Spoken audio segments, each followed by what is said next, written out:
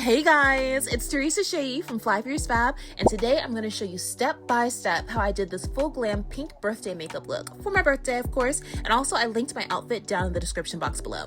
So I'm starting off with my brows, and I'm using this brow pencil that ColourPop gifted to me. It's from their new upgraded brow pencil line. This is called their Brow Boss brow pencil. It's like $9, and honestly, it's really good. I'm using it in dark brown. Next, I'm doing my eyeshadow base. I've always used the P. Louise eyeshadow base in the shade 5 Rumor. This is an eyeshadow base that you do not have to set. Basically, you just pat it into place and that's how you set the product. And then I go over it with a clean blending brush just to help blend it out and make sure it's smooth. So I'm starting off with the P. Louise Wedding Wish XL palette. This is my all-time favorite eyeshadow palette, by the way. I use this for just about every single look I do. I'm using the shade Pledged on a fluffy blending brush, and I'm using that in my crease as a transition shade. And basically what that's going to do is make it easier to blend any other colors that I put on top. And since I'm using bright bold colors, that's why I'm using a transition shade. And speaking of, I'm using the Beauty Bay Berries eyeshadow palette. It has a lot of great super bright pinks and purples and some reds too. I'm using the shade Watermelon, and I'm blending that out in my crease using the same brush, and I'm basically blending it everywhere that I use that transition shade. As you'll notice, I'm blending the eyeshadow nice and high in my crease, and that's on purpose. This is so that when I carve out my lid and I do all the rest of my eyeshadow, that you can still see all that work I did in my crease when my eyes are open. So when I'm doing my eyeshadow, I always go back and I touch up the previous shades that I used before I add a new one. Next, I'm going in with the shade Lilo from the Beauty Bay palette. I'm using a different eyeshadow brush for this. It's not quite as fluffy, it's a little bit smaller, and this is because we're starting to do some more detailed work in the crease. So basically, I'm blending that out in my crease lower than when I placed Watermelon, and then I'm going to go back and touch up my eyeshadows. So I'm touching up the Watermelon shade that I used, and then I'll touch up a little bit of Pledged as well. Next, I'm going in with the shade Claret from the Beauty Bay palette.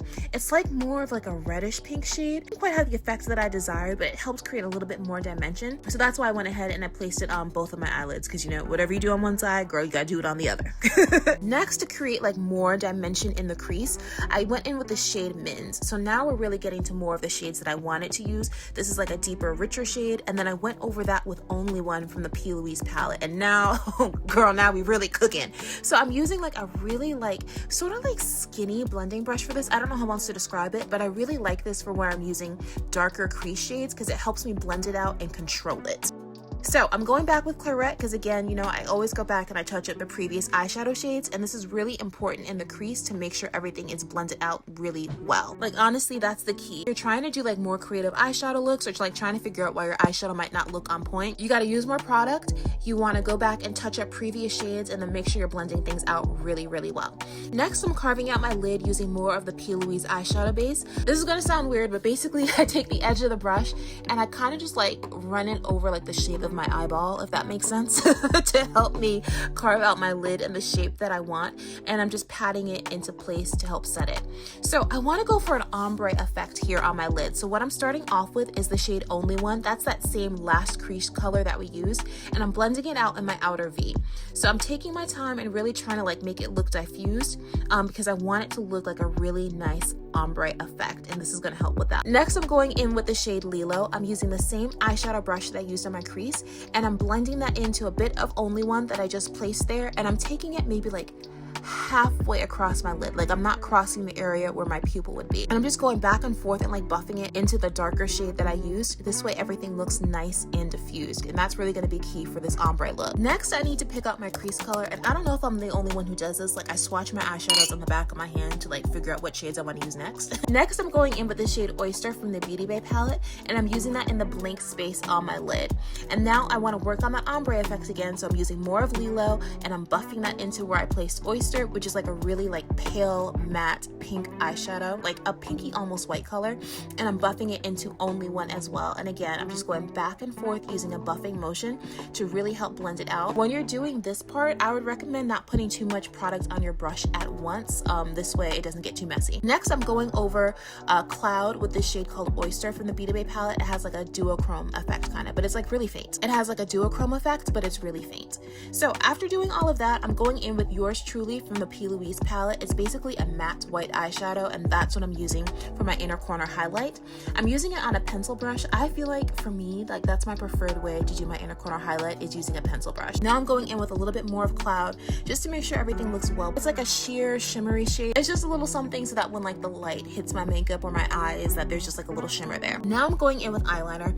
I'm using the Inglot Gel Liner in the shade 77 Black, and I'm just lining my upper lash line. I'm not doing a real thick line. I'm just like, you know, keeping it nice and tight, and I'm going to use this as a guideline for my lashes too.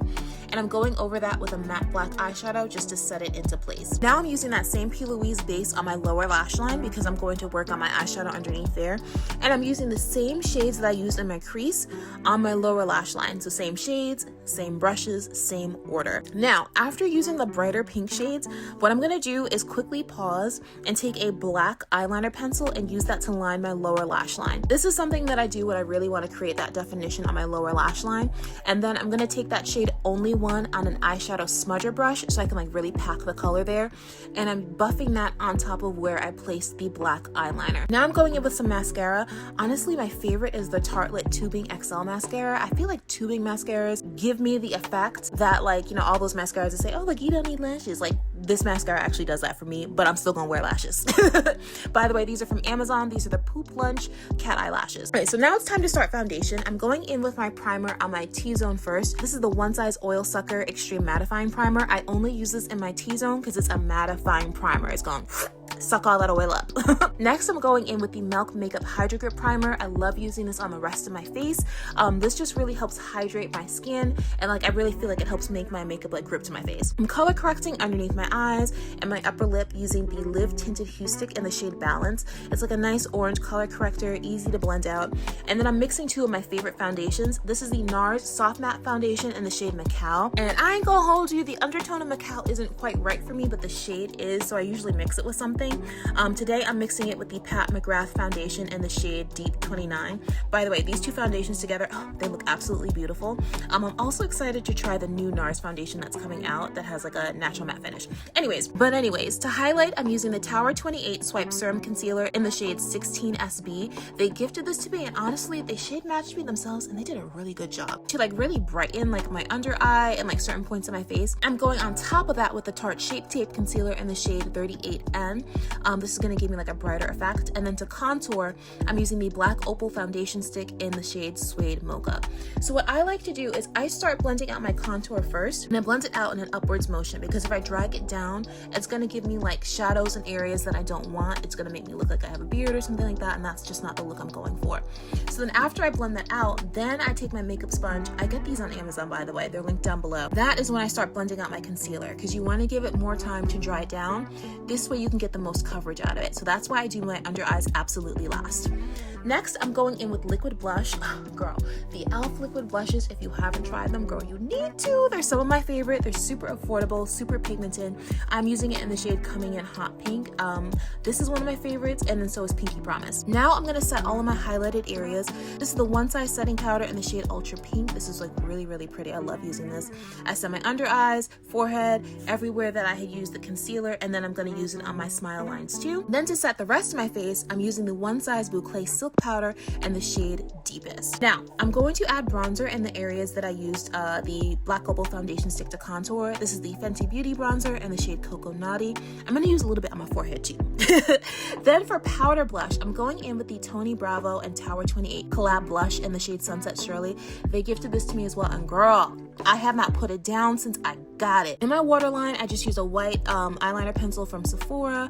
Then I'm going just back over my lower lash line with a bit more of the black eyeliner and that Only One eyeshadow, just because like as I was doing the rest of my makeup, we kind of smudged things there. Next, I'm going in with the Charlotte Tilbury Airbrush Flawless Finish Setting Spray just to help melt all the powders. And now I'm going to use the Made by Mitchell Comet Case. I'm mixing those two shades right there just to give me like a nice pink glittery like highlighted effect, and it looks really dewy and pretty. Like, you have to see it when the light hits it. It looks gorgeous. Then I realized, you know what, girl, I do need a brow bone highlight. So I went in with Popcorn from the Beauty Bay palette. It's like a nice matte shade. It just like, you can see the difference. Like, it added a little something there. I went in with some brow gel by NYX, and then now I'm going to do my lip combo. This is the MAC Cosmetics lip liner in the shade Chestnut. duh.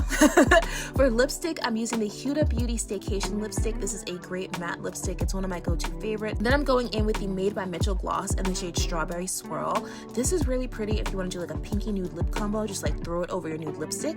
Then I love these holographic glosses by LA Girl. They're great lip toppers for your combo to give like a nice dimension and like a holographic shine.